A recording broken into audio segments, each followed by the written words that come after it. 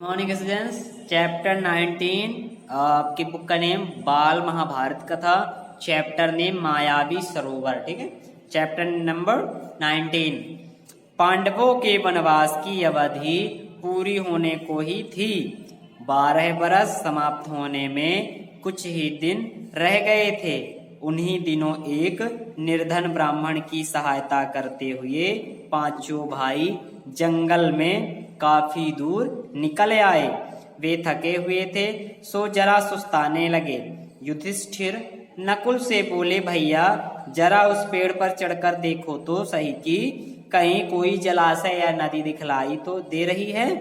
नकुल ने पेड़ पर चढ़कर देखा और उतरकर कहा कि कुछ दूरी पर ऐसे पौधे दिखाई दे रहे हैं जो पानी के नजदीक ही उगते हैं।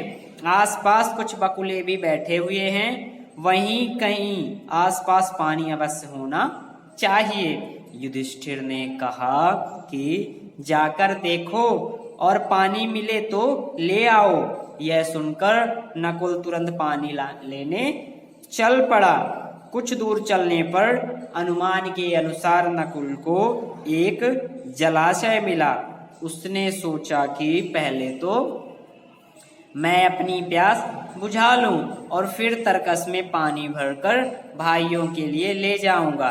यह सोचकर उसने दोनों हाथों की अंजुली में पानी लिया और पीना ही चाहता था कि इतने में आवाज आई, माद्री के पुत्र, दुस्साहस ना करो। यह जलाशय मेरे अधीन है। पहले मेरे प्रश्नों का उत्तर दो, फिर पानी पियो। पर वह उसे प्यास इतनी तेज लगी थी कि उस वाणी की परवाह ना करके उसने अंजुली से पानी पी लिया। पानी पीकर किनारे पर चढ़ते ही उसे कुछ चक्कर सा आया और वह गिर पड़ा। बड़ी देर तक नकुल के ना लौटने पर युधिष्ठिर चिंतित हो गए। उन्होंने सहदेव को भेजा। सहदेव जलाशय के नजदीक पहुंचा तो नकुल को जमीन पर पड़ा हुआ देखा, पर उसने भी प्यास इतनी तेज लगी थी कि वह कुछ ज्यादा सोच ना सका।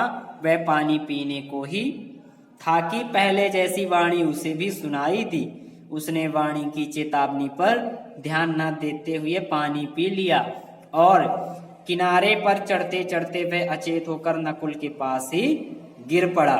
जब सहदेव भी बहुत देर तक नहीं लौटा तो युधिष्ठिर घबराकर अर्जुन से बोले, जाकर देखो तो उनके साथ कोई दुर्घटना तो नहीं हो गई।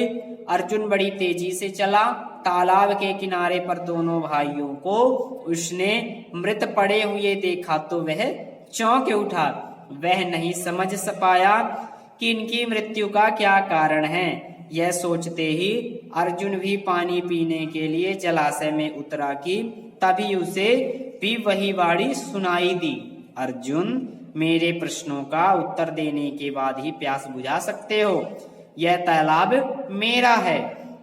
मेरी बात नहीं मानोगे तो तुम्हारी भी वही गति होगी जो तुम्हारे दो भाइयों के हुई है।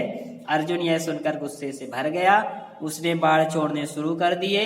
जिधर से आवाज सुनाई दी थी उसी ओर निशाना लगाकर वह तीर चलाता रहा, किंतु उन बाणों का कोई असर नहीं हुआ।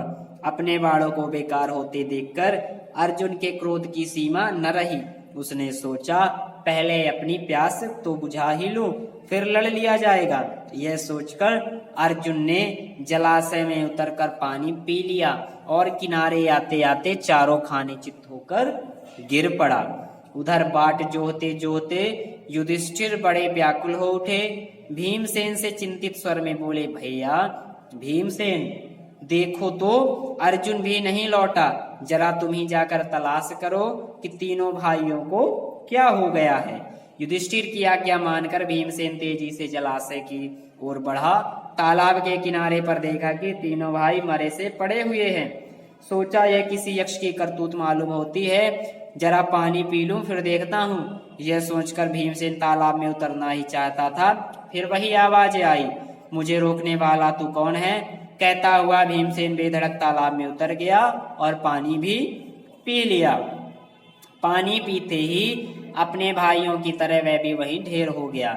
उधर युधिष्ठिर अकेले बैठे घबराने लगे और सोचने लगे कि बड़े आश्चर्य की बात है कि कोई भी अब तक नहीं लौटा। आखिर भाइयों को हो क्या गया? क्या कारण है कि अभी तक वे लौटे नहीं? जल की खोज में वे जंगल में इधर उधर भटक तो रह गए, मैं ही चलकर देखूं क्या बात है। इस प्रकार ये आपका चैप्टर यहीं पे कंप्लीट हुआ। Thank you students.